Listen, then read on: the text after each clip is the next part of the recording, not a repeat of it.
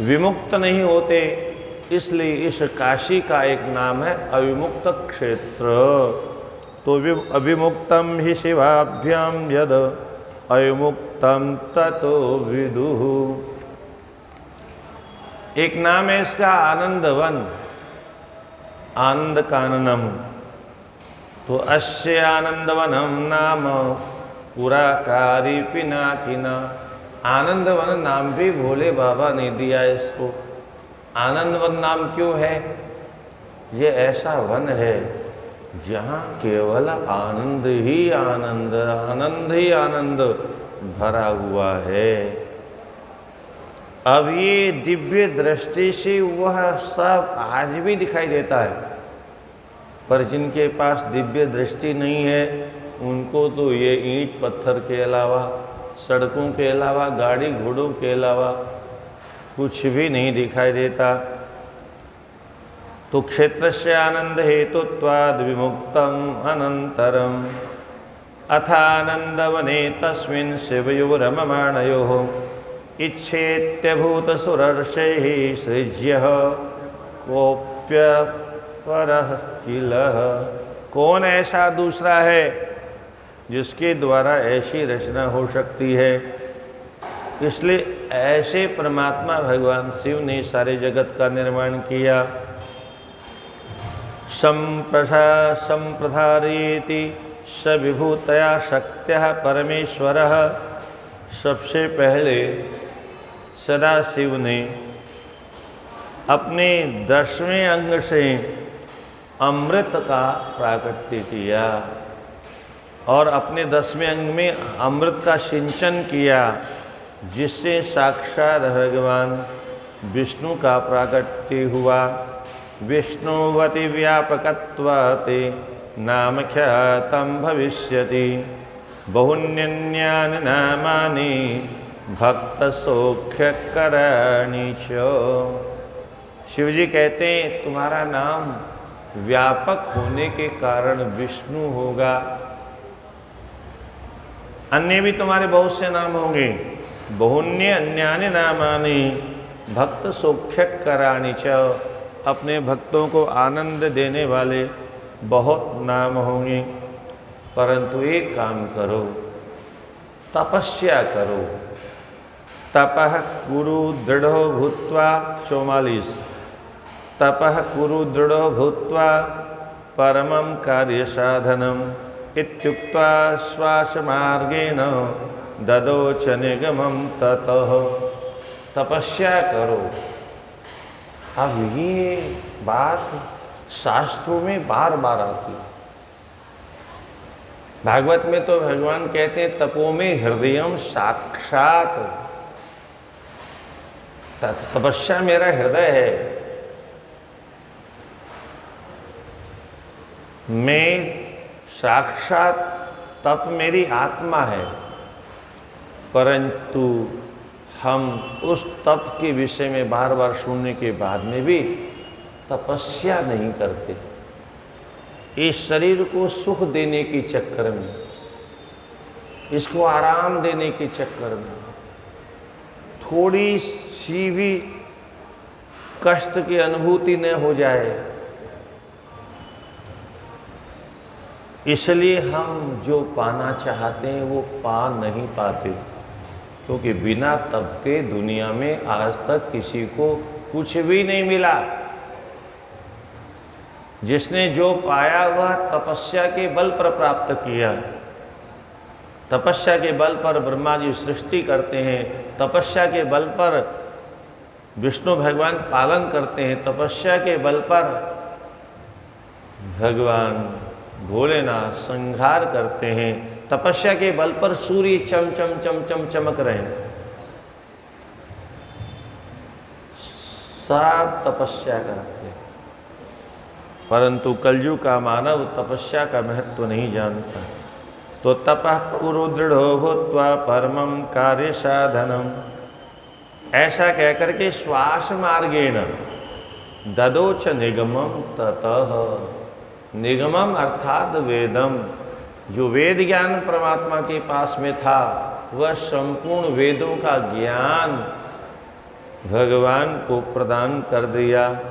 श्वास मार्गेण, हवा के द्वारा जो श्वास लिया, इसलिए यस्य निश्वसितो वेदाः। वेद क्या है? बोले भगवान का जो श्वास प्रश्वास है वही वेद ध्वनि है।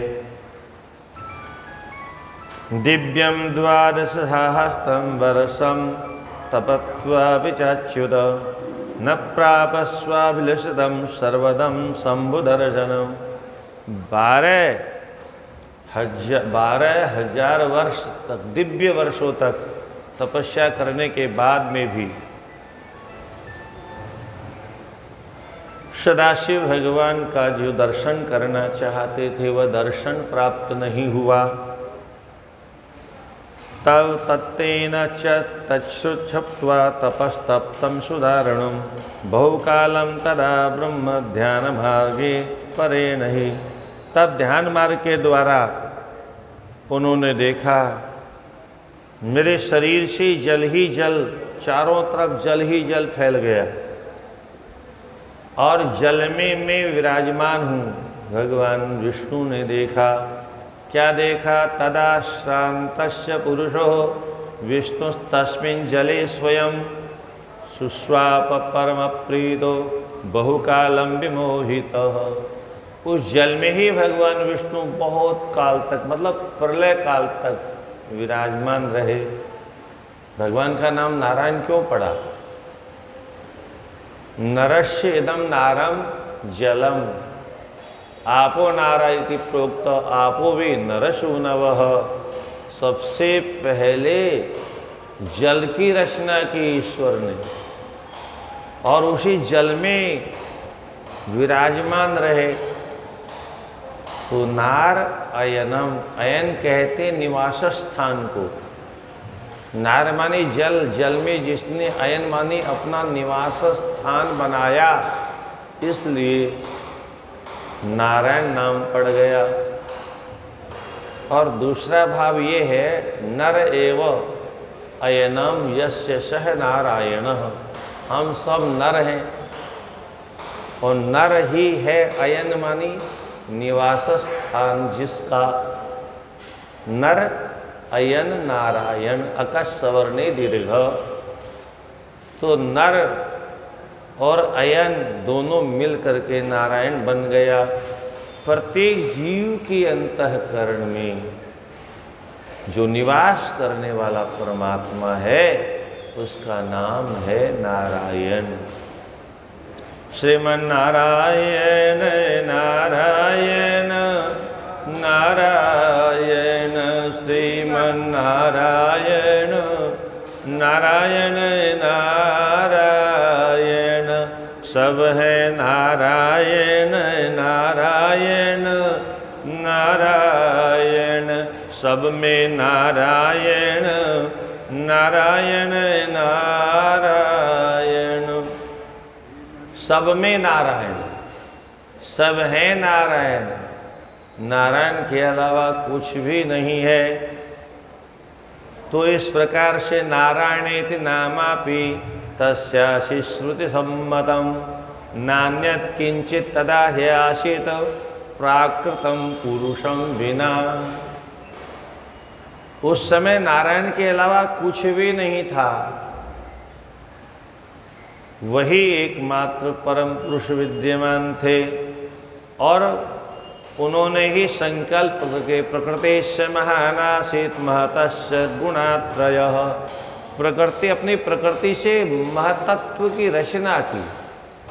महतत्व का अर्थ होता है बुद्धि, और उसके बाद में महतत्व के 3 हिस्से की, 3 प्रकार के अहंकार, सात्विक अहंकार, रासिक अहंकार और तामसिक अहंकार। ये सृष्टि का क्रम है। सबसे पहले तामसिक अहंकार में विकार हुआ, उसे शब्द तन्मात्रा के साथ में आकाश का प्रादुर्भाव हुआ। ये जो आकाश खाली जगह, फिर आकाश में जब परिवर्तन हुआ तो स्पर्श तन्मात्रा के साथ में वायु का प्रादुर्भाव हुआ। आकाश और वायु दोनों अदृश्य तत्व हैं, परंतु आकाश के बिना हमारी गति नहीं।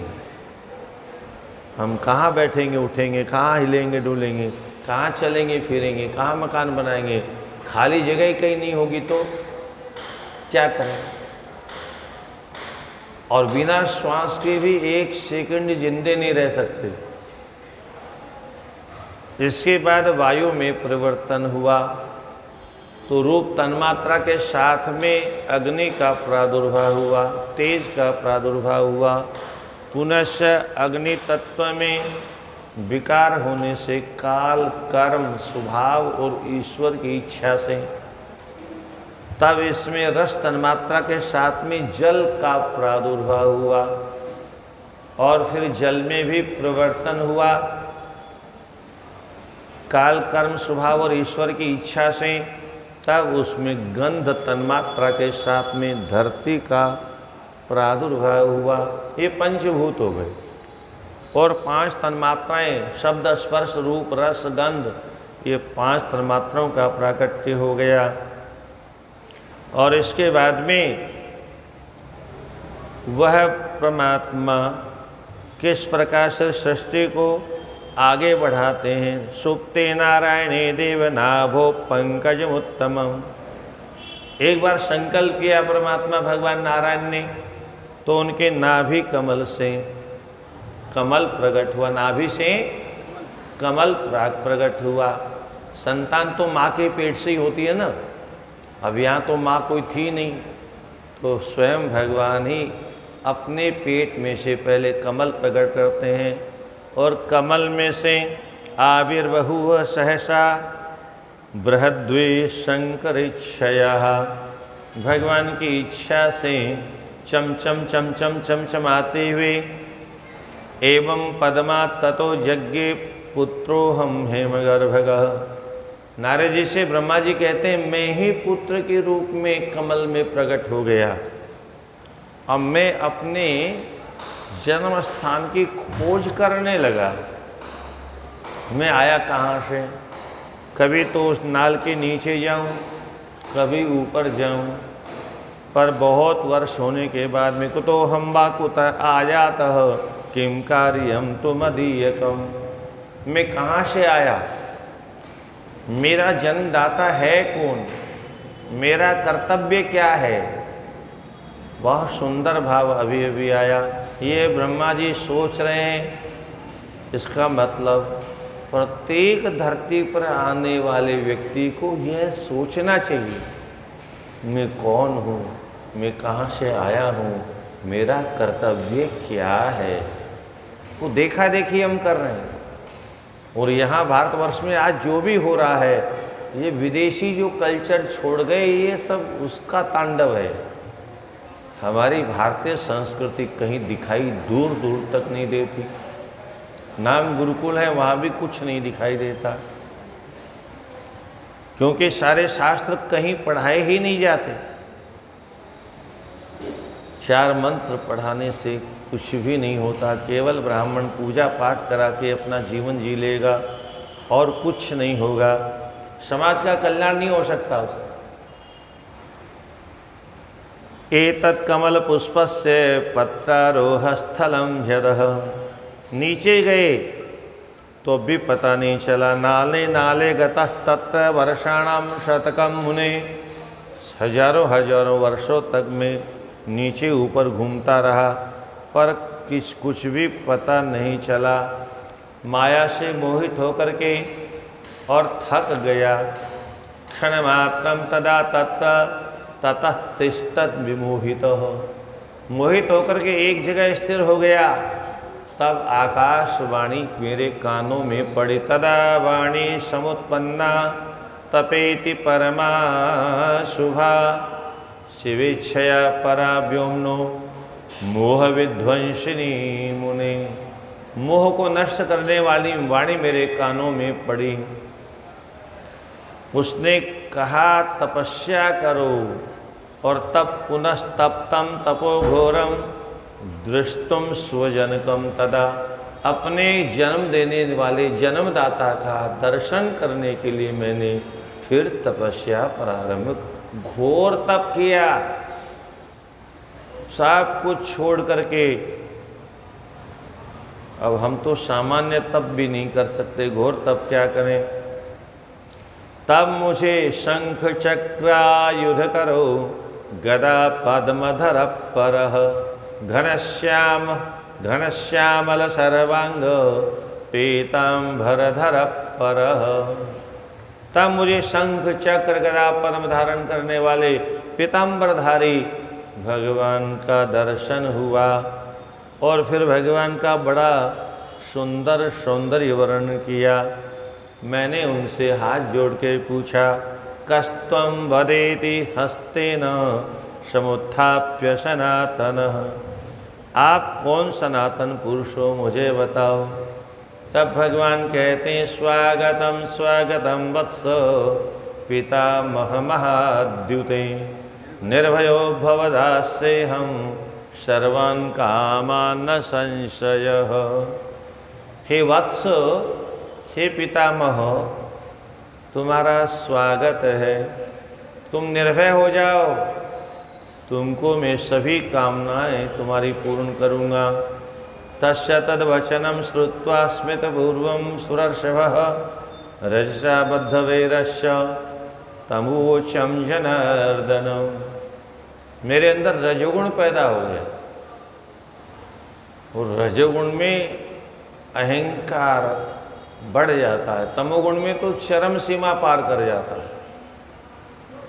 और रजोगुण के बस में होकर के मैंने कहा, भास से वत्स वत्सेति सर्वसंहार कारणम मामिहाति स्मितं कृत्वा गुरु शिष्यमिवानघ।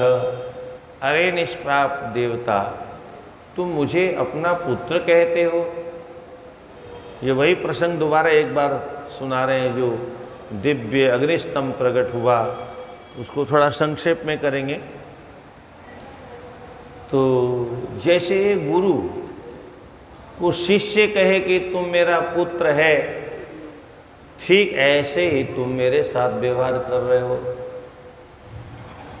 मैं तुम्हारा गुरुकल्प हूँ, गुरु अर्थात पूजनीय हूँ, श्रेष्ठ हूँ, ज्येष्ठ हूँ, और तुम मुझे अपना शिष्य कहते हो। अरे तुम्हें मालूम नहीं, जगत की रचना करने का अधिकार मेरे पास है। तो जगत को बनाने वाला साक्षात प्रकृति से परे में परमात्मा हूँ, सनातनम अजम। ब्रह्मा जी का नाम अज भी है। अज नाम क्यों है? न जायते इति अज, जिनका जन्म नहीं हुआ, नाभि से प्रकट हुए, माँ के गर्भ से जन्म नहीं हुआ, इसलिए अजन्मा मेरा नाम है। विरंची ब्रह्मा भी मुझे कहते हैं। तो विष्णु से मेरा प्राकट्य हुआ है, विधाता भी मुझे कहते हैं, धाता भी मुझे कहते हैं। तो किमर्थम, किस उद्देश्य से मुझे तुम अपना पुत्र कहते हो? विष्णु भगवान कहते हैं, मैं करता हूँ, मैं धरता हूँ, मैं संघरता हूँ, इसलिए कर्ता धरता च भरता च न मयास्ति समो विभुः, अहमेव परम ब्रह्म परम तत्वं पितामह। सर्वस्व मैं ही हूँ, परब्रह्म भी मैं ही हूँ, इसलिए मैं तुमको पुत्र कहता हूँ। मुझसे और कोई बड़ा तत्व दूसरा नहीं है। अहमेव परम ज्योति परमात्मा त्वहं विभुम्, अद्य दृष्टं श्रुतं सर्वं जगत्यस्मिन् चराचरम्। मैं ही वह सनातन ज्योति हूँ, सनातन प्रकाश हूँ। इसलिए सबसे परे होने के कारण, चतुर्विंशति तत्वों का जनक होने के कारण, सब कुछ मेरे से ही सारी सृष्टि होती है। और इस प्रकार से ब्रह्मा कभी वाद विवाद करें, कभी विष्णु भगवान अपने को श्रेष्ठ कहें, और इस प्रकार से परस्पर में जब विवाद होने लगा, तब कहते हैं अद्भुत लीला हुई। तस्मिन् तरे लिंगम अभवत् श्यावयो पुरः, विवाद शमनार्थम ही प्रबोधार्थम तथा वयो। ब्रह्मा जी अपने पुत्र नारद से कहते हैं, बेटे हम दोनों का विवाद सलटाने के लिए, हम दोनों को समझाने के लिए एक ज्योतिर्स्तंभ प्रकट हुआ। ज्योतिर्लिंग माने ज्योति का चिन्ह प्रकट हुआ, और उसको देख करके ज्वाला माला सहस्त्राढ्यम, वो ऐसा अद्भुत ज्वाला जलता हुआ स्तंभ था। केवल ज्वाला ही ज्वाला थी, आग ही आग थी, और उसमें कुछ भी नहीं था। अद्भुत था। हम दोनों मोहित हो गए और हमने कहा हम व्यर्थ में लड़ रहे हैं। ये अद्भुत जो अग्निस्तंभ प्रकट हुआ है, पहले जरा इसका आदि अंत जान लें। मैं ऊपर की ओर जाता हूँ हंस बन करके, और आपको वाराह बनने की बहुत पुरानी आदत है, इसलिए आप वाराह बन करके नीचे की ओर जाओ। और दोनों ने बहुत प्रयास किया, 1000 दिव्य वर्षों तक दोनों खोजते रहे, आदि अंत किसी को प्राप्त नहीं हुआ। फिर वापस आ गए जब किसी को कुछ प्राप्त नहीं हुआ, और फिर प्रार्थना करने लगे, हे दयालु भवच्छंभु दीनानां प्रतिपालकः गर्विणां गर्वहर्तां च सर्वेषां प्रभुरव्ययः। हे सदाशिव, आप कृपा करके हमें दर्शन दें। और तब एक दिव्य शब्द नाद के रूप में प्रकट हुआ। तदा संभवत तत्र नादो वे शब्द लक्षण ओमिति सुरश्रेष्ठात् सुव्यक्तः प्लुत लक्षण प्लुतो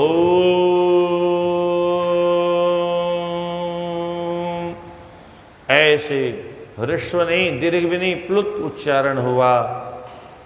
किमिदम क्या है? इस प्रकार से हम चिंतन करने लगे तो विष्णु सर्वासुराराध्य हो निर्वीर तुष्ट चेतना। तब हमने देखा लिंगस्य दक्षिणे भागे अपश्यत सनातनम। दक्षिण भाग में हमने देखा आदि वर्ण अकार का दर्शन हुआ। ओम में जो है उ म चंद्र बिंदु और नाद ये 5 तत्व विद्यमान हैं।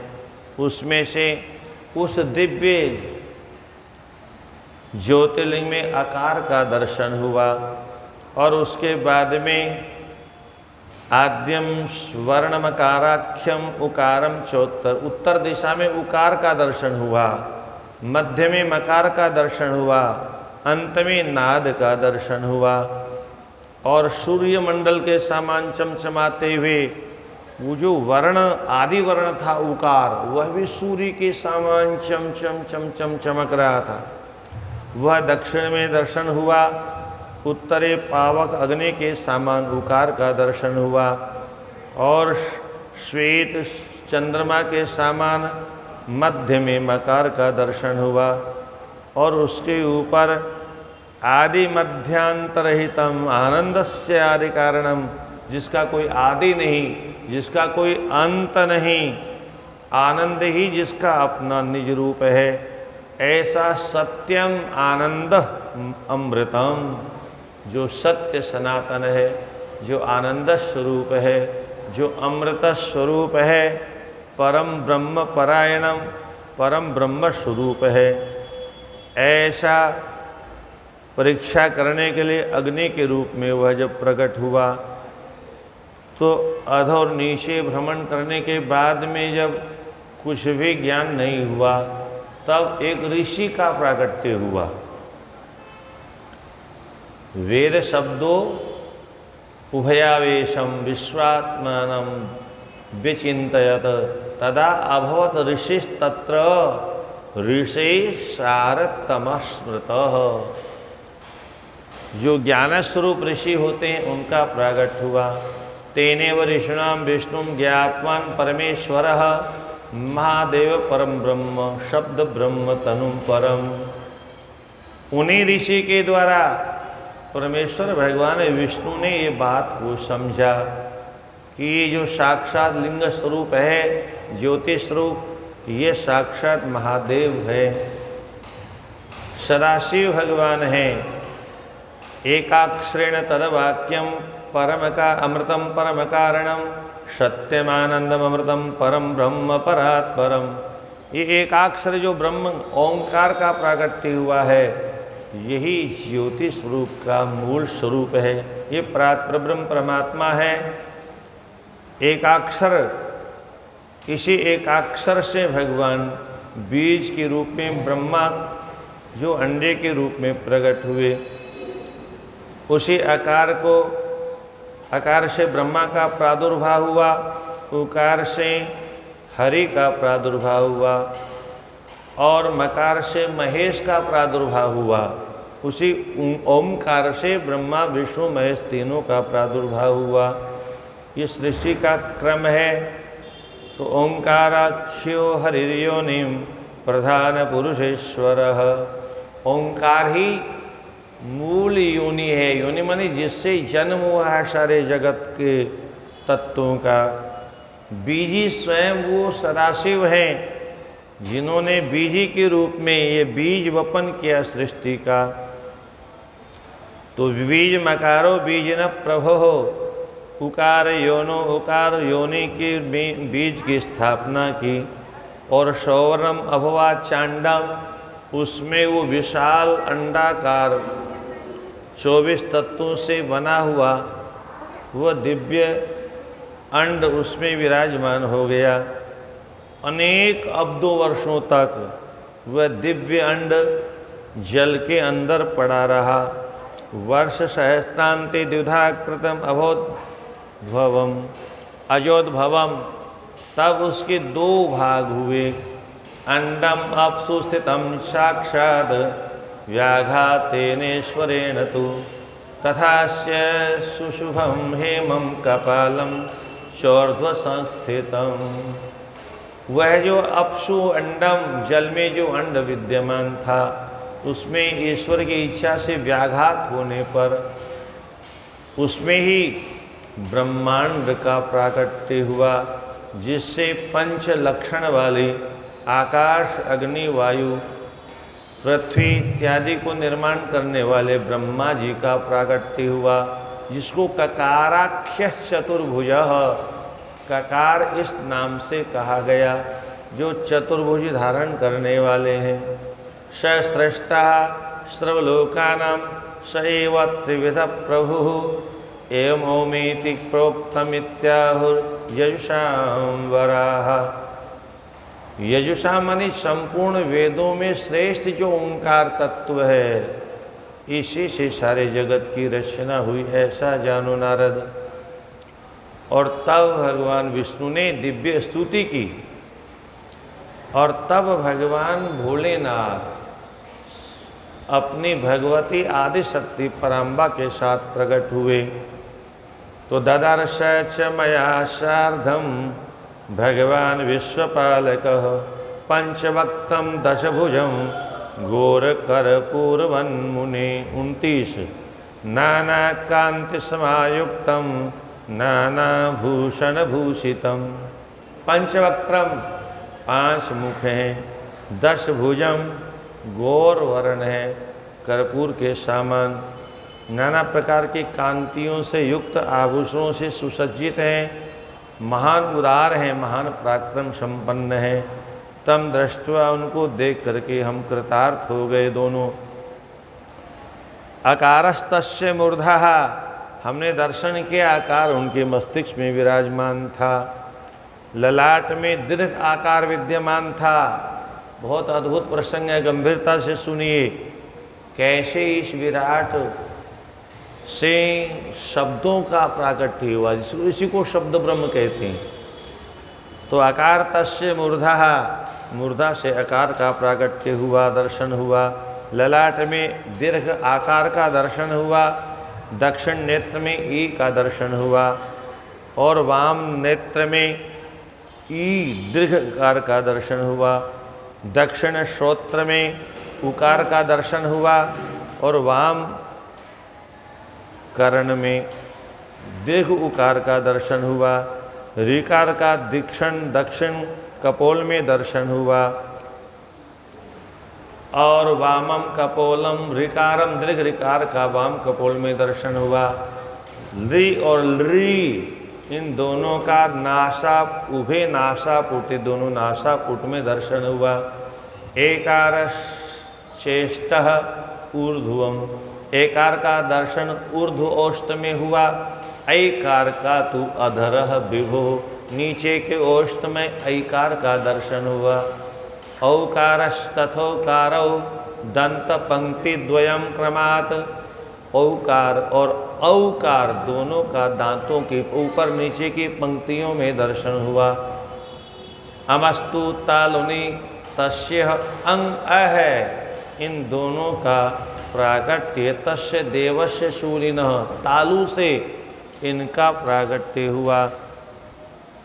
और कारी पंच अक्षराण्यस्य क ख ग घ ङ ये जो 5 अक्षर हैं कूचु टू तू कु एते उदितः इसमें कै जिसमें आदि ऐसे 5 अक्षर उनके दक्षिण हाथ से उत्पन्न हुए।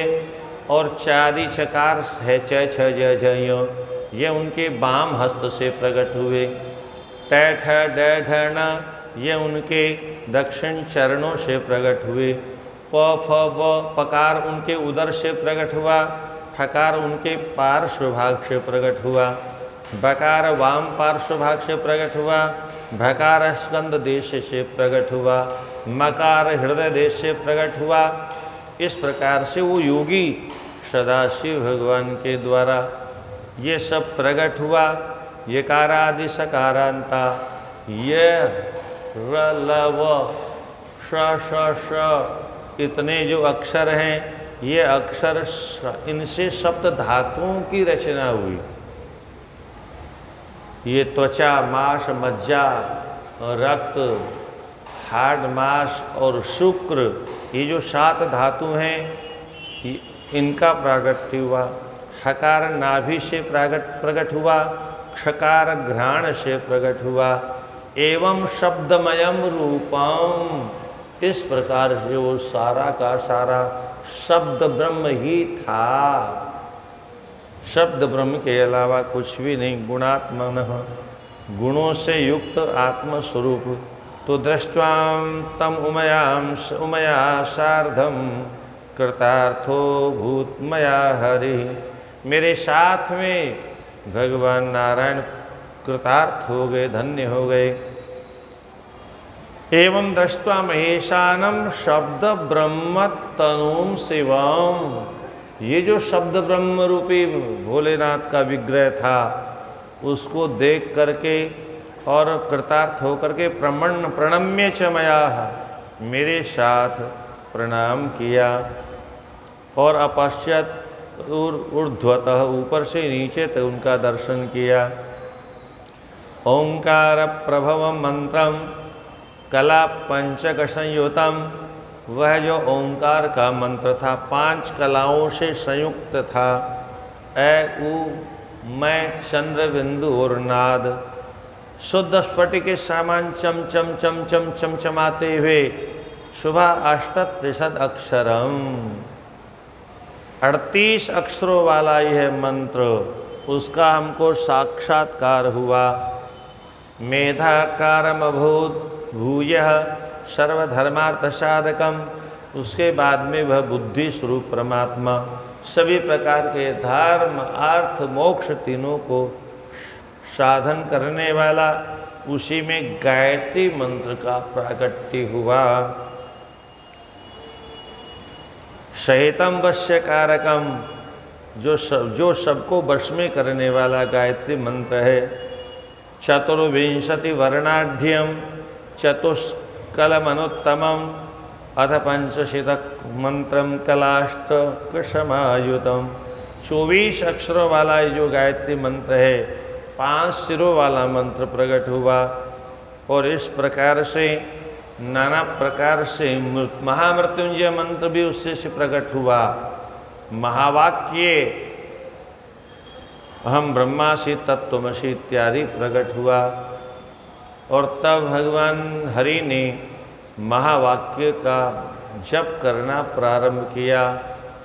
पंचमंत्रास्तथा लब्ध्वा जजाप भगवान हरि। भगवान हरि ने जप करना प्रारंभ किया। दृष्ट्वा वाग्भिरिष्टाभिर्शाम्बं वरदमीश्वरं मया च शयितो विष्णु भगवान तुष्टशेतशाः। भगवान सदाशिव प्रसन्न हो गए और प्रादुर्बहुव सुप्रीत शवाम करुणानिधि, वे उमा देवी के साथ प्रकट हो गए।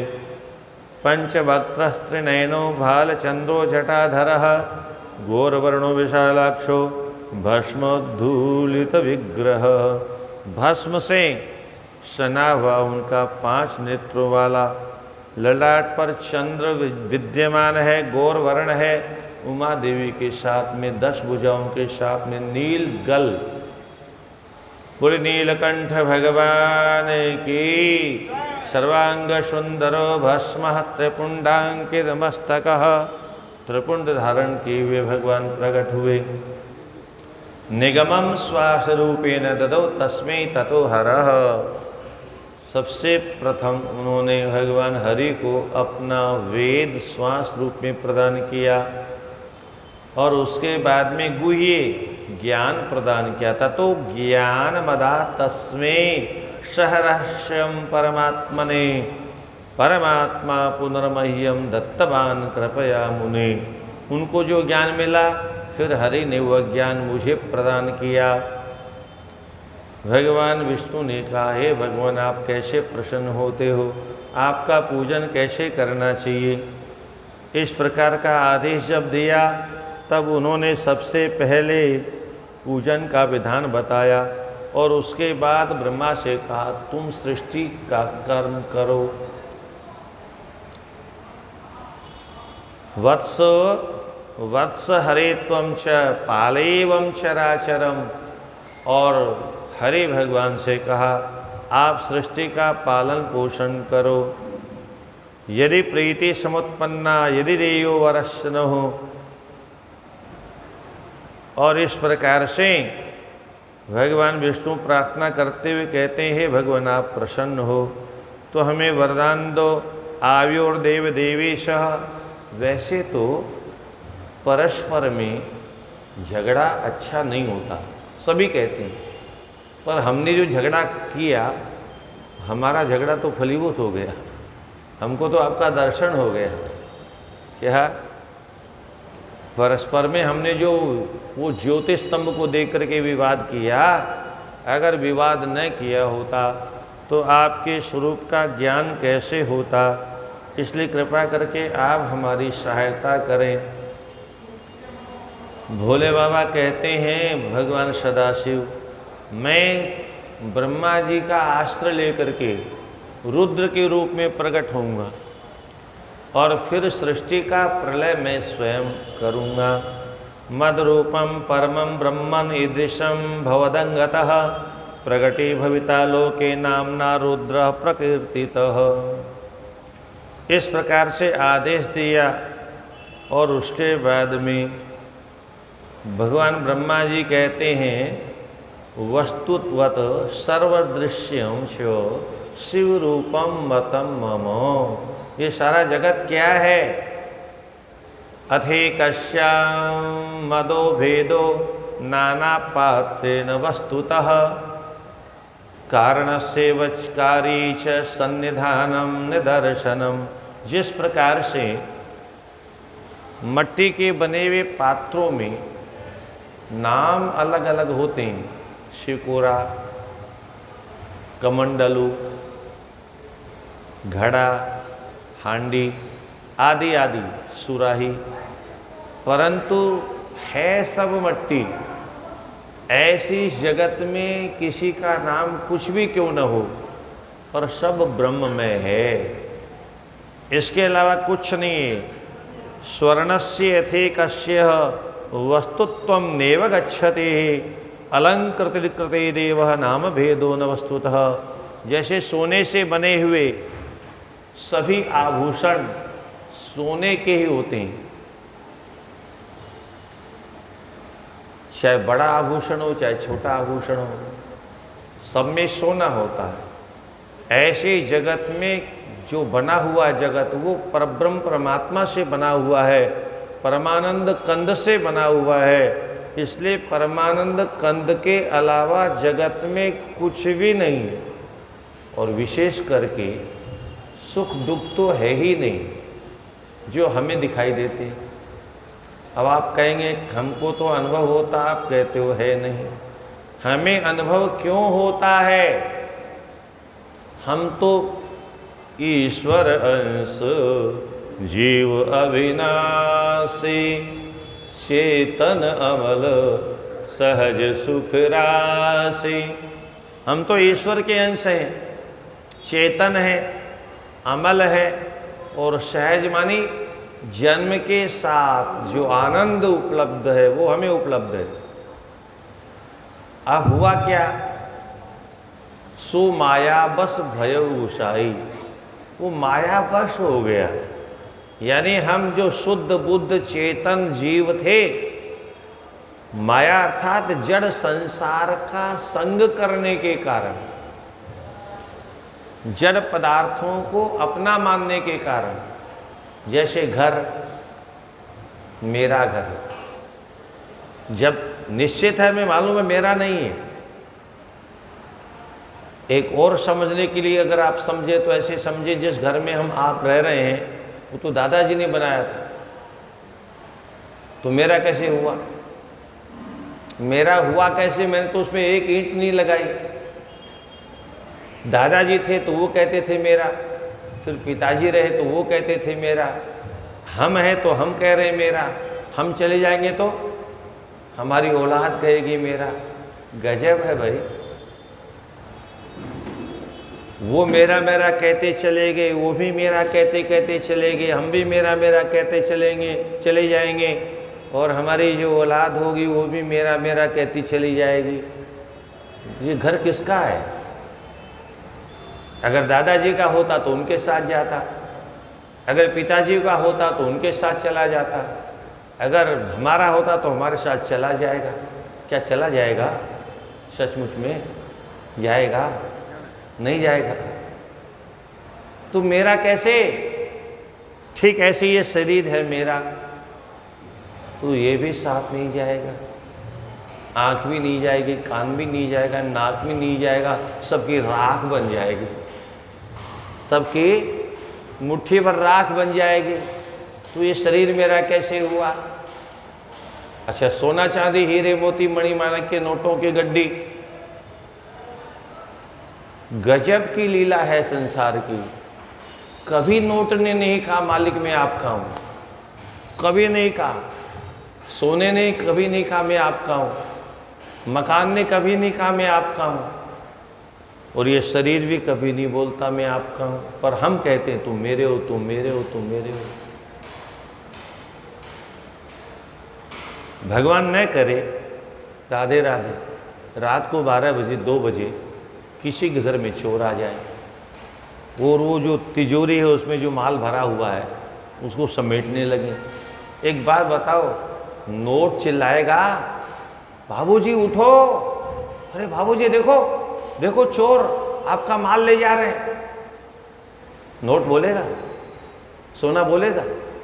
वो सब लूट के ले जाएगा, उसका हो गया वो। जिस नोट को हम अपना मानते थे वो हमको अपना मानता ही नहीं है।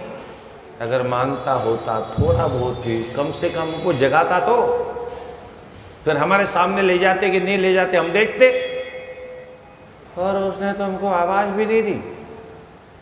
और सुनिए, भगवान न करे कहीं भूकंप आ जाए और मकान को गिरना हो, तो जिसको हम अपना मकान मानते हैं उस मकान को हमसे कोई मोह नहीं, कोई ममता नहीं, कोई अपनत्व नहीं, कोई संबंध नहीं, कोई रिश्ता नहीं, कोई नाता नहीं। हम जबरदस्ती मेरा मेरा चिल्लाते हैं। थोड़ी सी दरार आ गई है, अरे मिस्त्री बुलाओ, मिस्त्री बुलाओ। भगवान न करे मकान को रात के 2 बजे गिरना हो अथवा दिन के 12 बजे गिरना हो, वो मकान चिल्लाएगा नहीं, बाबूजी अपने परिवार को लेके बाहर चले जाओ, मैं 2 मिनट बाद में गिरूंगा। बोलता है? नहीं बोलता। और पूरे परिवार के ऊपर गिर के पूरे परिवार की समाधि बना देता है। जिस मकान को ऐसे संसार के जितने भी पदार्थ हैं जिनको हम मेरा मेरा कहते हैं, वो हमें कभी अपना नहीं मानते, वो जड़ है। अंतर क्या है? वो जड़ है, हम चेतन हैं। वो जड़ हैं तब उनके अंदर इतना ज्ञान है, वो मेरा तेरा कभी नहीं करते। पर हम चेतन हैं और हम इतने अज्ञानी हैं, इतने मूर्ख हैं। भागवत जी में 12 स्कंद में ये धरती हंसती, हसती भूरियम, किनके ऊपर? उन राजाओं के ऊपर जो राजा कहते हैं ये मेरी है। राजा का एक नाम होता है भूपति। भूपति मतलब पृथ्वी का पति। राजा का एक नाम होता है पृथ्वीपति, पृथ्वी का पति। तो क्या सचमुच वो पृथ्वी का स्वामी है? पृथ्वी का पति है? पृथ्वी उसकी घरवाली है?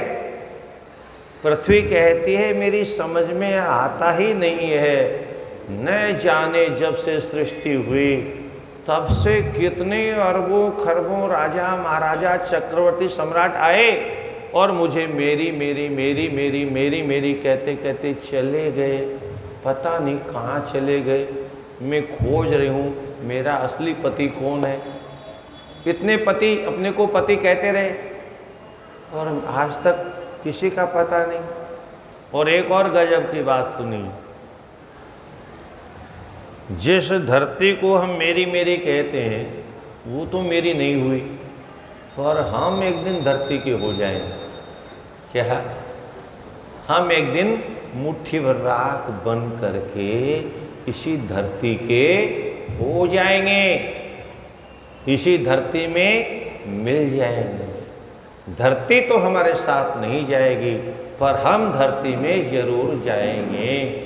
हमारे सारे पुरखे चले गए इसी धरती में।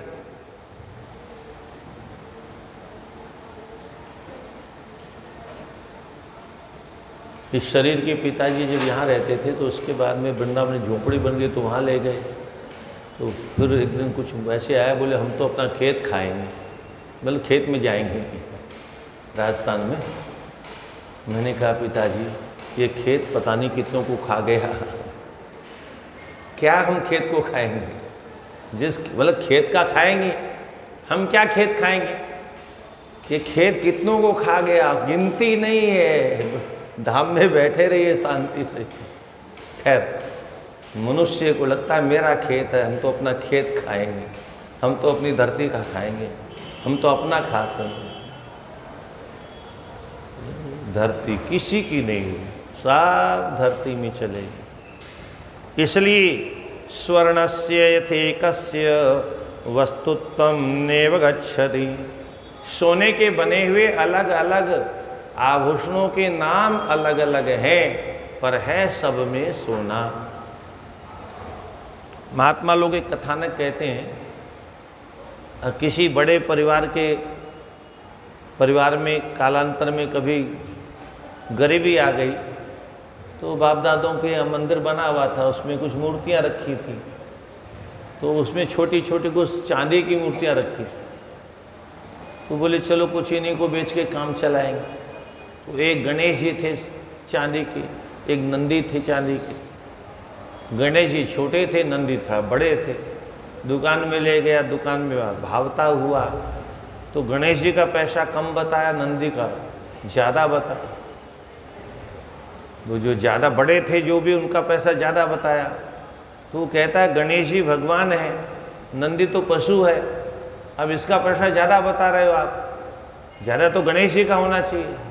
तो सुनार कहता है महाराज मेरे यहाँ देवता का मूल्य नहीं होता, मेरे यहाँ सोने की कीमत दी जाती है। सोने का तोल होता है, सोना जिसमें ज़्यादा होगा उसकी कीमत ज़्यादा होगी। अब नंदी में सोना ज़्यादा है तो मैं क्या करूं? गणेश जी बड़े होते तो उनकी कीमत ज़्यादा हो जाती।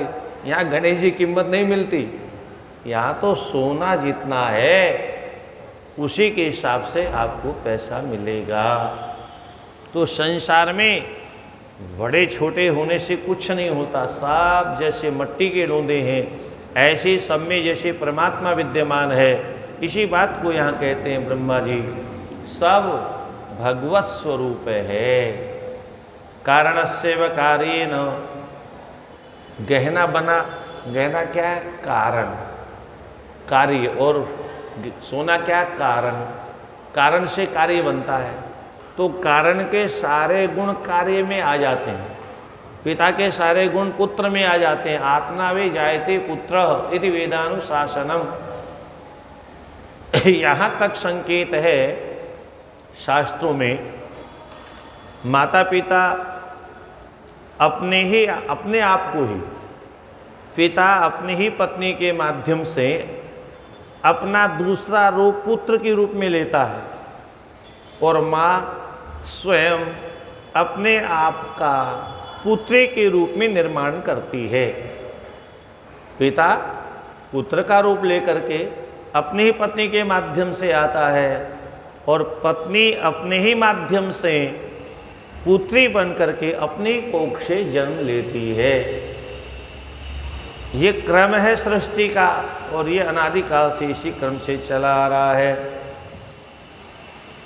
तो सबको आज्ञा देने के बाद में कहा, ज्ञातव्यम बुधेश निर्मलम ज्ञान भी सुरौ एम ज्ञात्वा भवद्भ्याम तु न दृश्यम भेद कारणम। जगत में जो भी है सबको मेरा रूप मान करके, सबको शिव रूप मान करके, और सदा सर्वदा सनातन शिव का ध्यान करो। मदाज्ञा जायते तत्र ब्रह्मणो भ्रकुटेरहम गुणेष्वपि तथा प्रोक्तम तामसम प्रकृतो हरः। ब्रह्मा जी की भ्रकुटी से मेरा प्राकट्य होगा, मेरा नाम हर भी होगा। जगत को हरण करना मतलब प्रलय करना, रुद्र भी मेरा नाम होगा। तामसी स्वभाव होगा मेरा।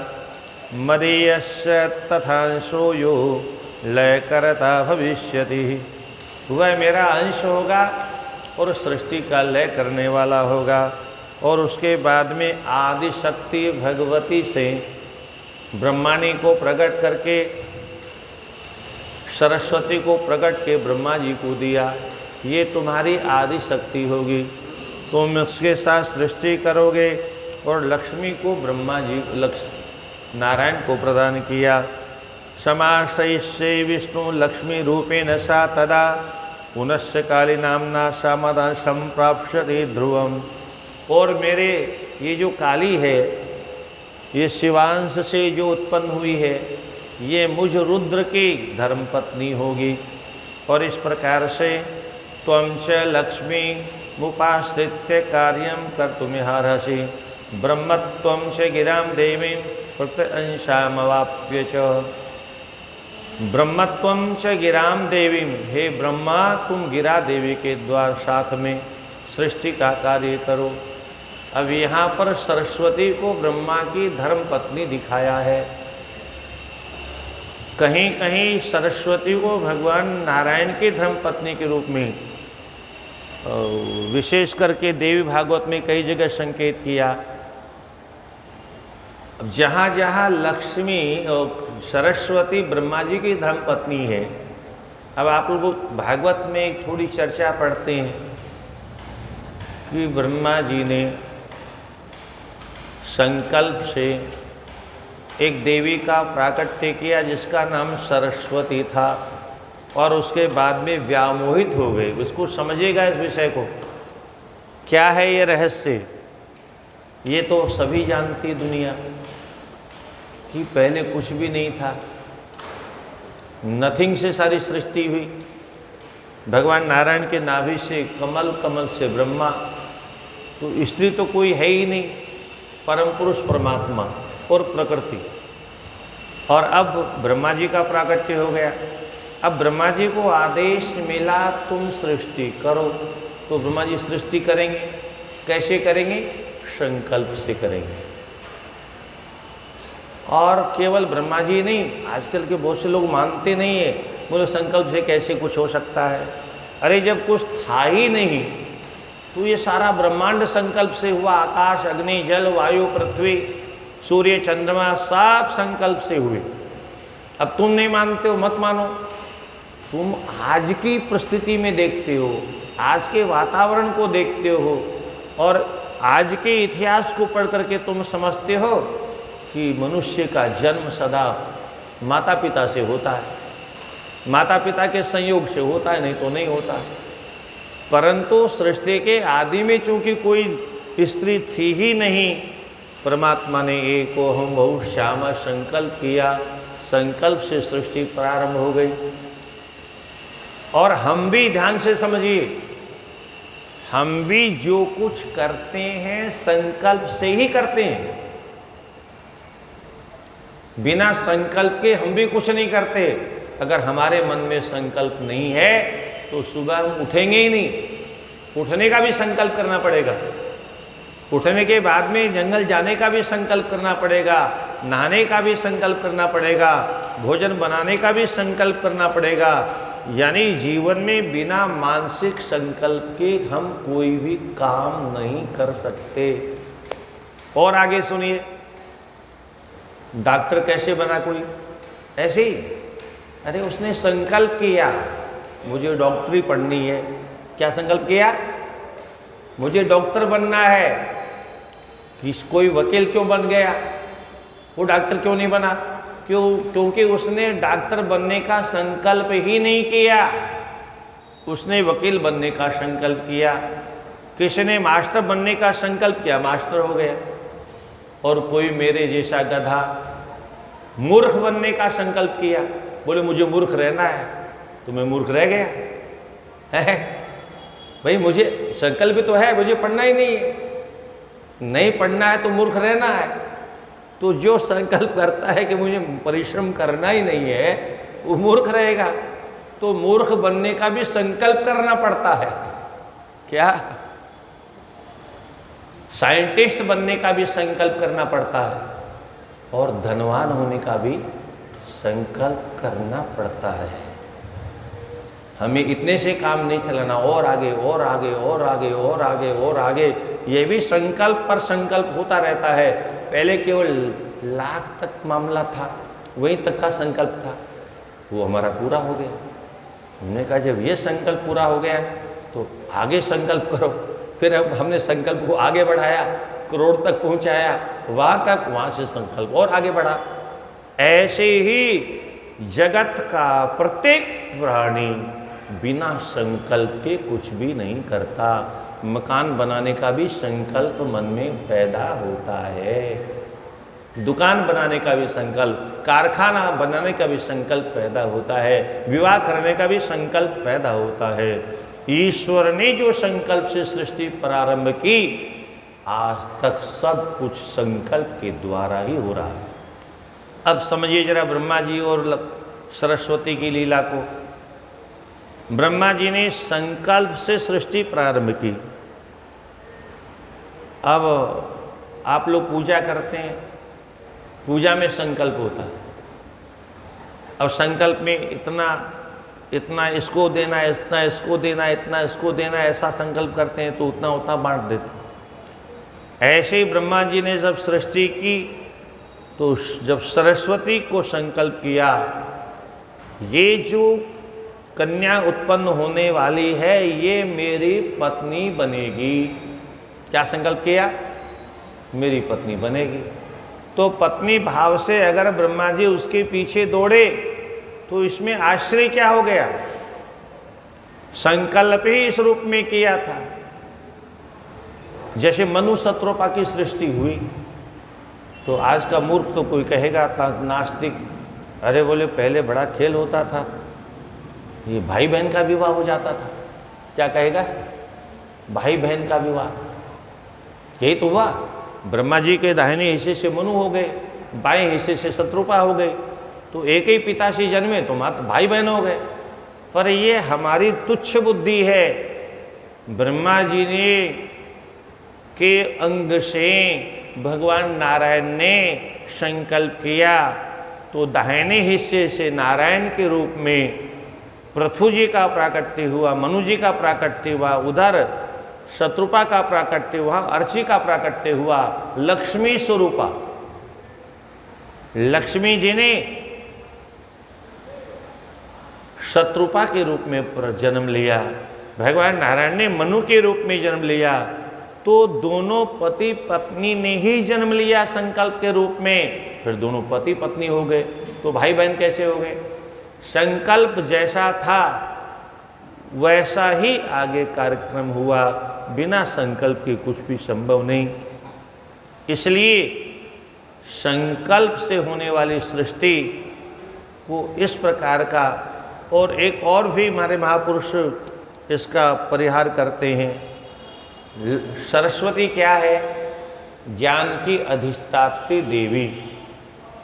तो प्रत्येक व्यक्ति को सरस्वती अर्थात ज्ञान का अर्जन करना चाहिए, ज्ञान के पीछे दौड़ना चाहिए, ज्ञान को पकड़ने का प्रयास करना चाहिए, कहीं भी मिले।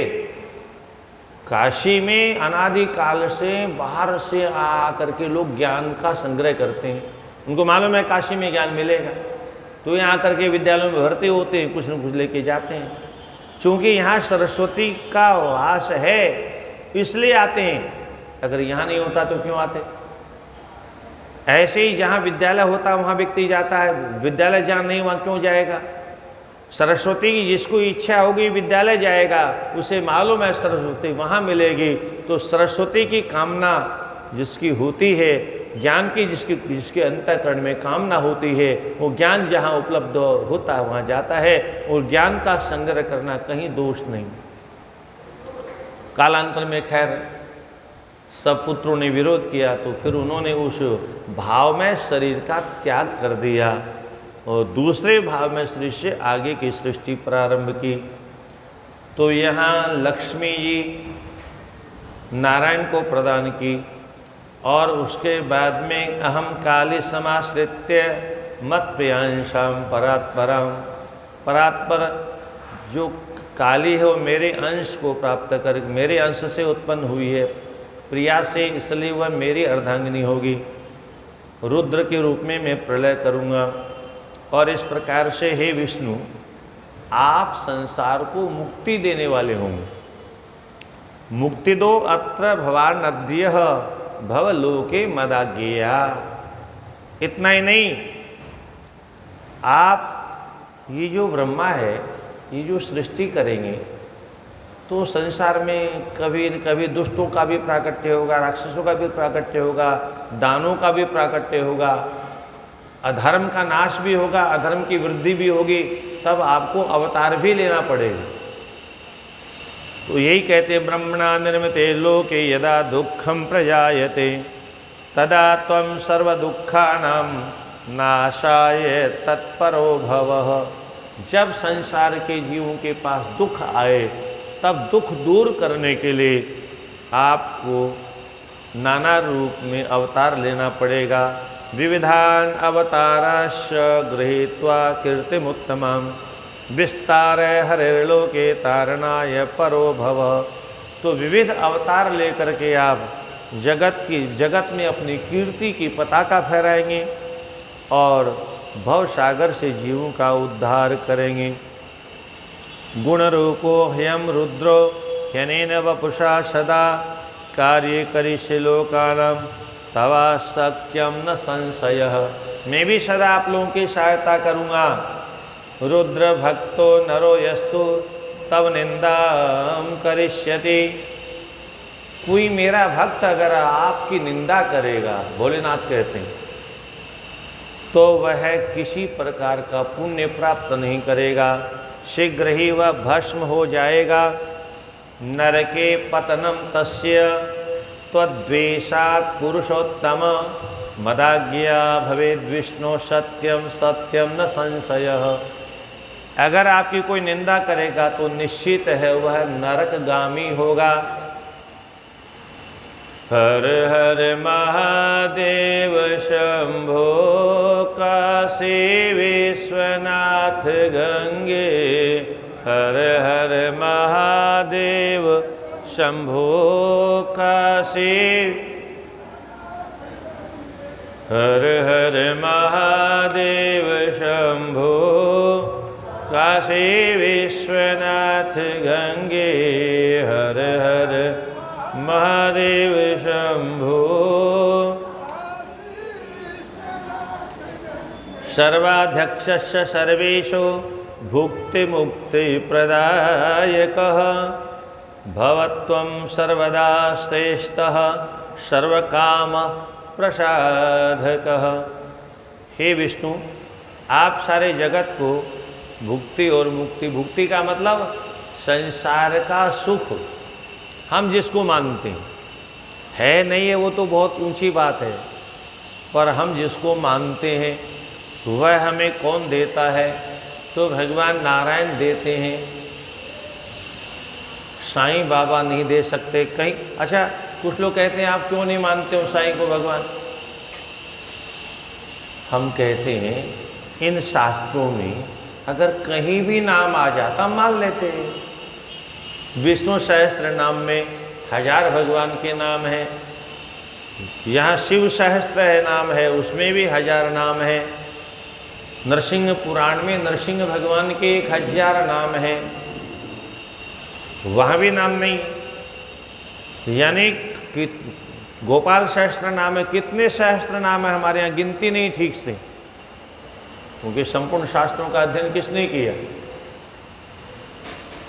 इसलिए किसी भी शास्त्र में, गीता में, भागवत में, रामायण में, कहीं पर भी जिसका नाम नहीं हो हम उसको मानते हैं जो शास्त्र कहता है, और जो शास्त्र में जिसकी चर्चा नहीं है उसको नहीं मानते। अरे भगवान मानना तो बहुत दूर की बात है। ये हनुमान जी बेचारे कब से पूजे जा रहे हैं। यही नहीं, पूरे देश में विदेश में सब जगह हनुमान जी की पूजा होती है। और इतना ही नहीं, राम जी से ज़्यादा मंदिर हैं हनुमान जी के। क्या? राधे राधे, राम जी से ज़्यादा मंदिर हैं, पर बेचारे आज तक हनुमान जी महाराज की, बालाजी महाराज भगवान बन ही नहीं पाए बेचारे। कब से पूजा हो रही है, आज तक भगवान नहीं बन पाए। और साईं बाबा कल टपके और परसों भगवान बन गए। क्या? तो हम किसी हाड़ मास के पुतले को भगवान नहीं मानते। तस्मात् शास्त्रम प्रमाणम ते कार्या कार्य व्यवस्थितो। शास्त्र में अगर नाम है हम सर माथे पर रखते हैं, परंतु ये शास्त्र विधि मुत्सृज्य वर्तते कामकारतः न स सिद्धिमवाप्नोति न सुखम न परागति। जो शास्त्र के विधि का त्याग करके चलता है न तो इस लोक में सुख पाता है न परलोक में सुख पाता है। इसलिए शास्त्र में जिस देवी देवता का नाम है हम उसको मानते हैं, हम साईं को नहीं मानते। शास्त्र विरुद्ध चल, शास्त्र क्या है? श्रुति स्मृति ममेवाग्ये तामुल्लंघ्य प्रवर्तते आज्ञाच्छेदि ममद्वेषी मदभक्तोऽपि न वैष्णव। वेद और शास्त्र ये भगवान की आज्ञा है, और भगवान की आज्ञा को जो काटता है वह, हे भगवान, कितना बड़ा पापी होगा वो। शास्त्रों को काटना, शास्त्रों को नहीं मानना, यही शास्त्रों को काटना है। हम ये नहीं मानते, हम ये नहीं मानते, हम ये नहीं मानते, वो नहीं मानते। अरे ये नहीं मानते इसका मतलब क्या हुआ?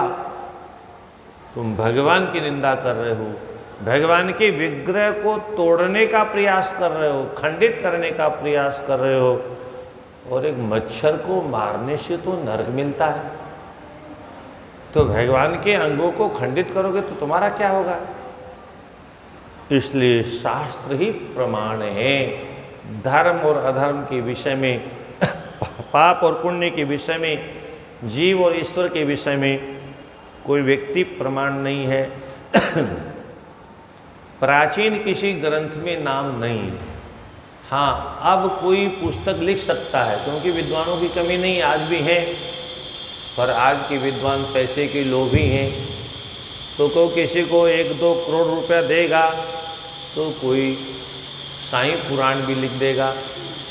हाँ, पैसा चाहिए हमको, तो हमको क्या मतलब। ऐसे विद्वानों को बहुतों को हम जानते हैं, चले भी गए, आज भी कुछ हैं जिन्होंने तमाम जैन धर्म के बारे में ग्रंथ लिखे। पैसे से मतलब है। यहाँ के विद्वान जाकर के रामदेव के यहाँ पढ़ाते हैं, क्या पढ़ाते हैं? आर्य समाजी पद्धति से पढ़ाते हैं, जबकि शास्त्र विरुद्ध है। पैसा चाहिए तो आज का व्यक्ति पैसे के लिए कुछ भी कर सकता है, पर पुराने शास्त्रों में कहीं नाम नहीं है। हिंदी की पुस्तकों को हम मानते नहीं। पूज्यपाद ब्रह्मीभूत स्वामी कृपात्री जी महाराज कहा करते थे, रामचरितमानस भी शास्त्र है, क्योंकि नाना पुराण निगमागम सम्मतम यद, यहाँ तक तो प्रमाणित ग्रंथ हैं। यहाँ तक कहते थे हनुमान चालीसा भी साक्षात शास्त्र है, भले ही हिंदी में लिखा है, परंतु इसके आगे के जो ग्रंथ है वो प्रमाणिक नहीं, हम उनको नहीं मानते।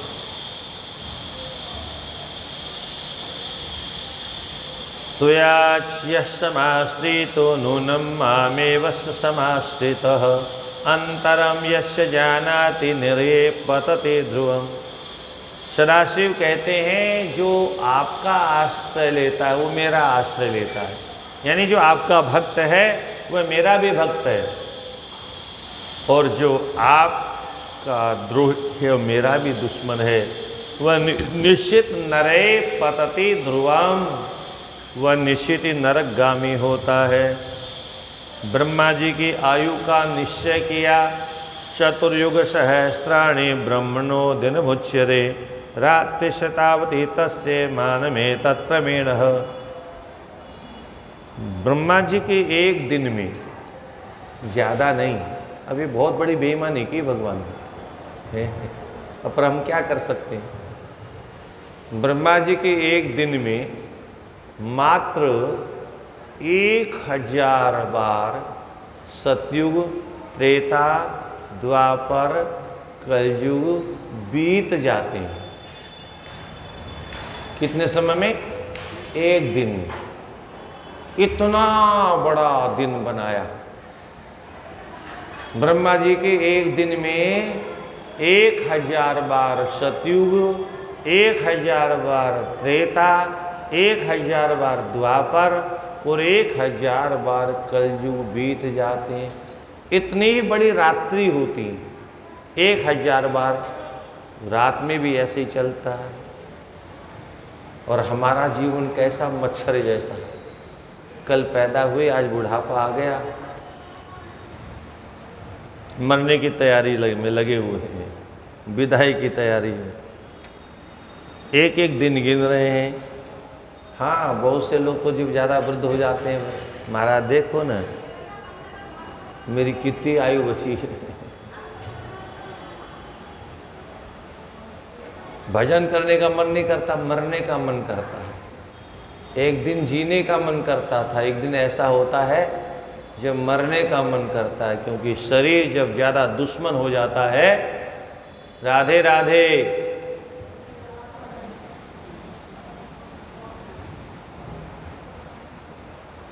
कमलेशम सुखम विद्यते अस्मिन। किस प्रकार से सृष्टि का क्रम आगे बढ़ता है, शिव जी के पूजन की किस प्रकार से विधि है, उस सबको बताया और सोचाचार का क्रम बताया। अभी विस्तार से तो संभव नहीं है, ब्राह्मण क्षत्रिय वैश्य इत्यादि को कैसे पवित्रता से रहना चाहिए, आज तो हम इसका एक अंश भी नहीं कर सकते। और हाथ धोना भी तो आज नहीं आता, और तो हमको क्या आएगा, कपड़ा पहनना तो चूल्हे भांड में गया। शौचादिक जाने के बाद में 10 बारम वाम हस्ते, 10 बार बाएं हाथ को मिट्टी लगानी चाहिए। दोनों को मिलाकर के 7 बार धोना चाहिए। राधे राधे। अन्य अंगों को भी, मलमूत्र के जितने अंग हैं उनमें भी मट्टी लगानी चाहिए, तब शुद्धता आती है। उठते समय प्रातः काले समुत्थाय मुहूर्ते ब्रह्म संज्ञके गुरोस्य स्मरणं कृत्वा शंभो सेव तथा पुनः।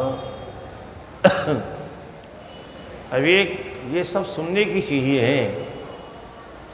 उठ करके गुरुदेव को प्रणाम करे, अपने इष्टदेव को प्रणाम करे और सभी तीर्थों का स्मरण करे। क्या? नित्य प्रति तीर्थ यात्रा का आनंद। स्नान करते समय जितने तीर्थ आपको याद आ जाए उतना नाम ले लो। घर में नहा रहे हो तो घर में बाल्टी में हाथ लगा के बाल्टी में सारे तीर्थों का आह्वान करो। और आज के व्यक्ति के पास में इतना समय कहाँ, कम वक्त है। टीवी में लगा रहेगा, मोबाइल में लगा रहेगा, और फिर ऑफिस का समय हो गया, भागो भागो भागो भागो, तो फुर करके भागा। बहुत से लोग तो हनुमान चालीसा पढ़ते नहीं, बहुत से लोग पढ़ते रहो।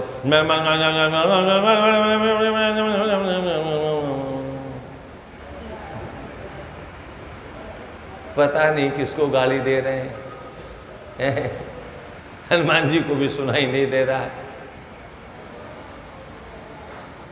स्पष्ट उच्चारण होना चाहिए। महाराज क्या करें, समय कम है। 3 घंटा मोबाइल में 6 घंटा देख रहे थे, टीवी में 3 घंटा मूवी देखी तब समय था। बहुत से लोग घरों के अंदर परेशान हो जाते हैं तो दरवाजे पर अपनी कुर्सी डाल लेते हैं, आने जाने वालों को देखते रहते हैं, कई घंटा यही काम करते हैं। मन को बहलाते हैं बेचारे।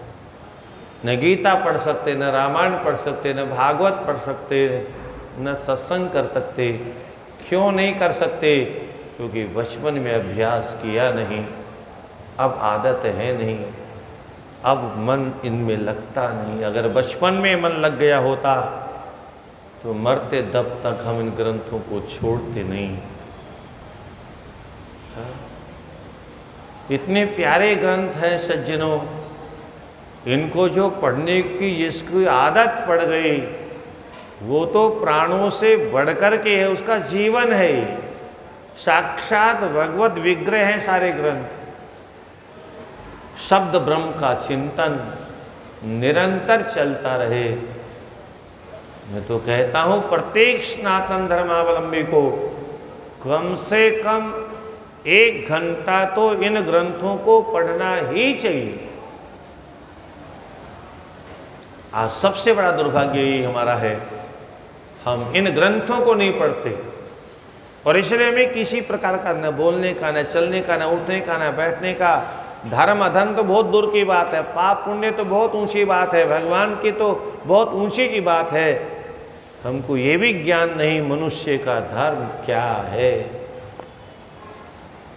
क्या देखना चाहिए ये भी ज्ञान नहीं, क्या खाना चाहिए ये भी ज्ञान नहीं। अटरम सटरम पटरम गटरम लटरम जो आए स्वाहा स्वाहा। कुछ लोगों ने तो अपने पेट को ही कब्रिस्तान बना लिया। जिस मुर्दे को उधर जाना चाहिए उसको लाओ इधर लाओ। हे भगवान, अब भगवान क्या करेंगे उसका? स्त्रियों को ज़्यादा शुद्धि नहीं बताई और मार्ग में पथि शुद्रवतम आचरेत, मार्ग में भी ज़्यादा शुद्धता नहीं रह सकती, तो शूद्रों के बराबर ही स्त्रियों को शुद्धि का क्रम बताया। और इस प्रकार से नाना प्रकार के दैनिक स्नान इत्यादि परंपरा को बताते, पूजा इत्यादि की विधियों को बताते हुए और भगवान की शिव जी की सर्वश्रेष्ठता का प्रतिपादन करते हुए किस किस प्रकार से लिंगों का अर्चन करते हुए मानुषम जन्म संप्राप्य दुर्लभम सर्वजंतुषु तत्रापि सत्कुले देवः दुष्प्राप्य च मुनीश्वराः ये मनुष्य का शरीर बड़ा दुर्लभ है। सभी शास्त्र कहते हैं। 12 का 41 42 श्रूयताम ऋषयः सर्वे सामरः प्रेम तत्पराः शिव पूजा विधिं प्रीत्या कथे भुक्ति मुक्तिदम। भुक्ति और मुक्ति को देने वाला जो शिव पूजा का विधान है उसको सुनो। ये मानुषम जन्म संप्राप्य दुर्लभम सर्वजंतुषु तत्रापि सत्कुले देवाः दुष्प्राप्यम च मुनीश्वराः। ये मनुष्य का जन्म सबते दुर्लभ मनुज शरीरा, सबते दुर्लभ। बड़े भाग्य मानुष तनु पावा सुर दुर्लभ सदग्रंथ निगावा। दुर्लभो मानुषो देहो देही नाम क्षण भंगुरः। ये सबसे दुर्लभ है और इसके बाद कदाचित मनुष्य का जन्म मिल भी जाए तो उत्तम कुल में जन्म मिलना और दुर्लभ है।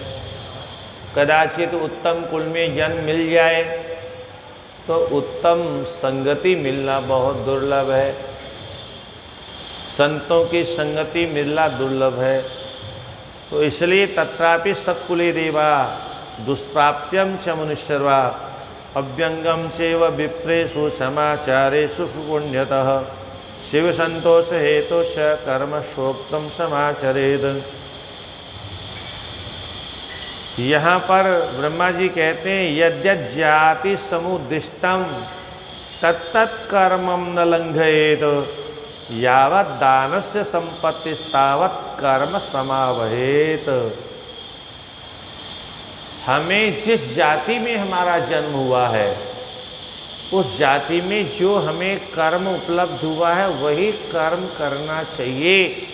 दूसरे के कर्म में हस्तक्षेप करना शास्त्रों में दोष माना गया है। गीता में तो भगवान यहाँ तक कहते हैं स्वकर्मणा तमभ्यर्चम सिद्धिं विन्दति मानव। कितना सरल उपाय। सिद्धि प्राप्त करनी है तो कुछ नहीं करना, स्वकर्मणा। जो कर्म हमें अपने पूर्वजों से मिला, जो काम धंधा हमें अपने पूर्वजों से मिला, सदन कसाई पर भगवान क्यों प्रसन्न हो गए? रैदास पर भगवान की कृपा कैसे हो गई? अपने खानदानी धर्म को नहीं छोड़ा, अपने खानदानी कर्म को नहीं छोड़ा, इसलिए उनको सिद्धि प्राप्त हो गई। तो स्वकर्मणा तमभ्यर्च्यम सिद्धिम विन्दति मानवाः। परंपरा से प्राप्त हमारा जो कर्म है वह कर्म दूसरों के, भले वो छोटा कर्म है, दूसरों के उत्तम कर्मों से श्रेष्ठ है वो। पर आजकल विदेशियों की परंपरा चली आई, इसलिए बोलो ये करते करते तो बहुत वर्ष हो गया, अब ये करो ये करो ये करो, सब में घुस गए, अब घसर फसर हो गया। किसी भी परंपरा का कहीं पालन नहीं हो रहा है। तो यद्यत् जाति समुद्दिष्टम तत्तत् कर्म न लंघयेत। अपने परंपरा से मिले हुए कर्म का लंघन नहीं करना चाहिए। यावत् दानस्य संपत्ति तावत् कर्म समावहेत। अपने पास में जितनी संपत्ति हो उसी में से दान करना चाहिए। कर्म यज्ञ सहस्तेभ्य तपो यज्ञो विशिष्यते। तपो यज्ञ सहस्तेभ्यो जप यज्ञो विशिष्यते। कर्म यज्ञ से अर्थात कर्म कांड से तप विशेष महत्व रखता है और तप से यज्ञ ज़्यादा श्रेष्ठ है और यज्ञ से भी जप यज्ञ सबसे श्रेष्ठ है। यज्ञानाम जप यज्ञोस्मि। क्या बात। यज्ञानाम जप यज्ञोस्मि। सभी यज्ञों में जप नाम का जो यज्ञ है वह मैं हूँ। और आज जप की परंपरा लगभग लुप्त हो गई। भगवान को मानते नहीं, जब क्या करेंगे लोग? अपने माँ बाप को जो नहीं मानते हो, भगवान को क्या मानेंगे? ध्यान यज्ञात परम नास्ति ध्यानम ज्ञानस्य साधनम। ध्यान उससे भी श्रेष्ठ है। इस प्रकार से योगी ध्यान के द्वारा सदा मेरा दर्शन करने की सामर्थ्य प्राप्त कर लेते हैं। धर्मो जपो होमो ध्यानम ध्यान विधिस्तथा सर्वदा निर्विकारास्ते विद्या शतया मरः। विशुद्धया विद्यया येष ब्रह्मन् ब्रह्मविदो जनाः। विशुद्ध विद्या के द्वारा जीव ब्रह्म विद्या के द्वारा ब्रह्म को प्राप्त करता है, दूसरा कोई उपाय नहीं है। और यही वर्तमान में ये श्लोक आज वास्तव में चरितार्थ हो रहा है। विशुद्धा विद्या, विशुद्ध ब्रह्म है और विशुद्ध ब्रह्म का ज्ञान कराने वाली हमारी शास्त्र विद्या है।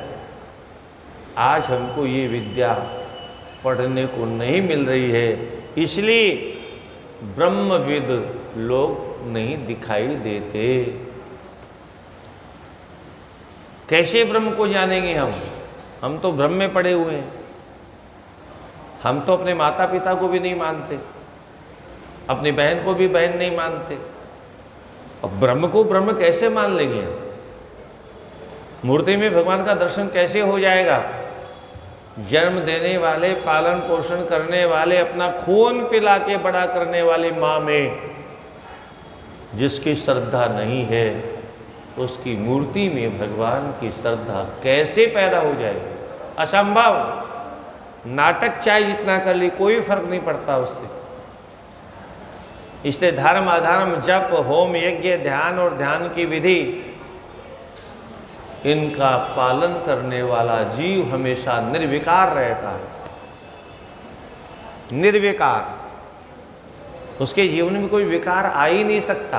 अभी शास्त्रों को पढ़ा है उसने, तो उसे ज्ञान है कैसे अपराध कर सकता है, कैसे विकार आ सकता है उसके जीवन में। और तब वह परानंद करम, वो परमानंद में सदा लय रहने वाला, हमेशा आनंद में डूबा रहता है। शिव पूजन की सबसे श्रेष्ठ विधि ब्रह्मा जी कहते हैं, उत्तिष्ठोत्तिष्ठ देवेश उत्तिष्ठ हृदयेशयः उत्तिष्ठ त्वम् आसवामीन् ब्रह्मांडे मंगलम कुरु। भोलेनाथ का पूजन करते हुए ब्रह्मा जी कहते हैं, हे देवादिदेव उठो उठो, हे मेरे हृदय के स्वामी आप उठो, जगत का मंगल करो, ब्रह्मांड का मंगल करो। ब्रह्मा जी एक श्लोक कहते हैं जो कभी कभी आप लोग भी सुन लेते हैं, महाभारत में भी इसका संकेत आया है। जानामि धर्मं न च मे प्रवृत्ति, जानाम्य धर्मं न च मे निवृत्ति, त्वया महादेव हृदय स्थितेन यथा नियुक्तोऽस्मि तथा करोमि। हे प्रभु, मैं कुछ नहीं जानता हूँ, धर्म क्या है अधर्म क्या है। आप अगर मेरे भरोसे रहो कि मैं धर्म पर चलूँगा, मैं अधर्म छोड़ दूँगा, मैं सत्य बोलूँगा असत्य नहीं बोलूँगा, आप मेरे भरोसे नहीं रहना। मैं तो आपको जानता हूँ, बाकी किसी को नहीं जानता। इसलिए धर्म अधर्म में मेरी प्रवृत्ति नहीं है, ज्ञान अज्ञान में मेरी प्रवृत्ति नहीं है। आप मेरे हृदय में बैठे हो, आप जैसा मुझे निर्देश करोगे मैं वैसा ही करता हूँ, वैसा ही करूँगा। और ये अगर सचमुच हम आप सब ये ब्रह्मा जी सृष्टि के आदि में ऐसा कह रहे हैं, और ये कह करके ब्रह्मा जी हम सब को आदेश दे रहे हैं, हे संसार के लोगों तुम भी इसी क्रम पर चलो, हमेशा भगवान का ध्यान रखो, भगवान का हमेशा ध्यान रखोगे तो परमात्मा तुम्हें कभी गलत मार्ग पर जाने नहीं देंगे। गलत रास्ते जाते हुए जैसे माँ दौड़ के बच्चे को पकड़ लाती है, ऐसे ही पकड़ के सही मार्ग पर चलाएंगे। अगर बालक गिर गया तो माँ सारा काम छोड़ के उठाने के लिए दौड़ पड़ती है। ऐसे ही भगवान के भक्त का पतन हो गया तो परमात्मा अपना वैकुंठ छोड़ के भाग खड़े हो अपने भक्त की रक्षा करने के लिए। इसलिए यथा नियुक्तोषि तथा करोमि, जैसा आप नियुक्त करोगे, आदेश दोगे, वैसा ही करूँगा। किस प्रकार से दैनिक क्रिया का फिर लंबा विस्तार करके यहाँ पर संकेत किया, और इन सब विभिन्न पुष्पों और अन्नों के अंदर किस प्रकार से शिव जी का पूजन करना चाहिए, क्योंकि शिव के अलावा तो कुछ है ही नहीं। किन किन पत्रों के द्वारा, किन किन फलों के द्वारा, फूलों के द्वारा, ये सब आप काशी में रहते हैं तो ये सब तो अभिषेक इत्यादि तेल धारा का, दुग्ध धारा का क्या महत्व है। गन्ने से स्नान कराने से किस प्रकार से सर्वान्न की प्राप्ति होती है, ये सब की चर्चा है। और नारद जी प्रश्न करते हैं, भगवान ने वाराह का रूप धारण क्यों किया, आपने हंस का रूप धारण क्यों किया? तो वही भगवान ज्योति स्वरूप का पता लगाने के लिए ये स्वरूप प्राप्त किया। इस प्रकार से उत्तर देते हैं। और ब्रह्मा जी की मानसिक सृष्टि आगे कैसे बढ़ती है,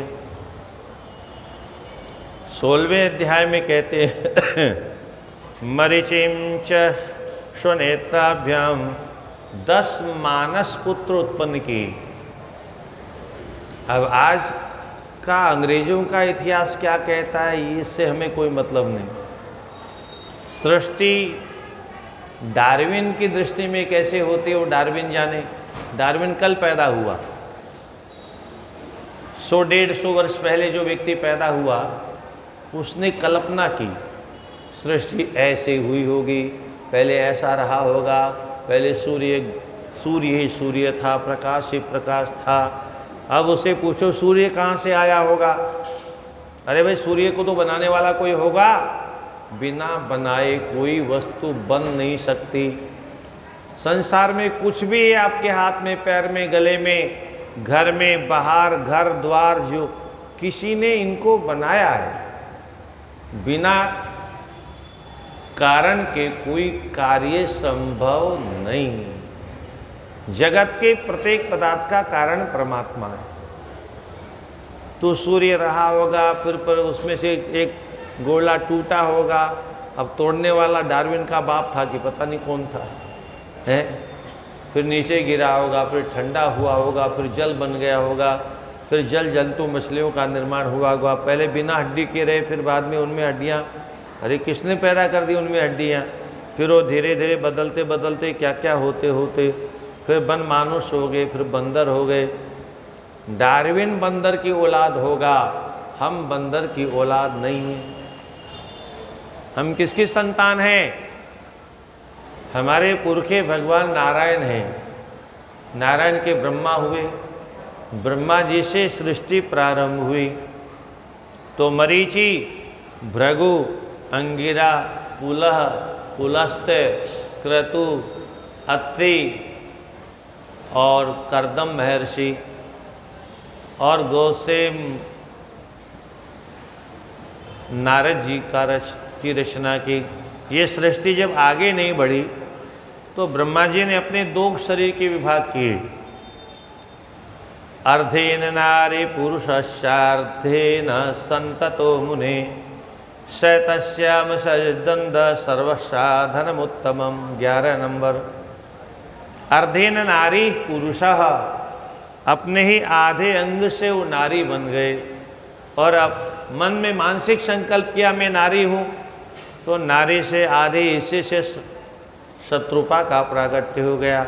आधे अंग में उन्होंने अनुभव किया मैं पुरुष हूँ, तो पुरुष करके मनु का प्राकट्य हो गया।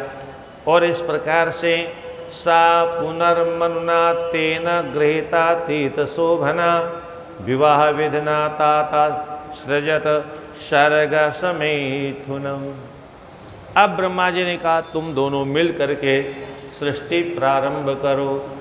अब दोनों मिलकर के सृष्टि कैसे प्रारंभ करते हैं और फिर किस प्रकार से देवदत्त के यहाँ गुण निधि का जन्म होता, गुण निधि फिर कैसे कुबेर के रूप में होते हैं, ये सब चरित्र आप सायंकाल की कथा में श्रवण करेंगे। हर हर महादेव शंभो काशी विश्वनाथ गंगे। हर हर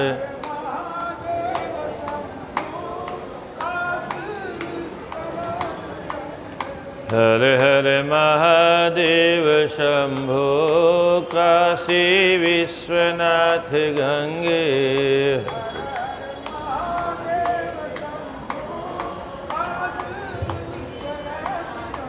नमः पार्वती पते हर हर महादेव।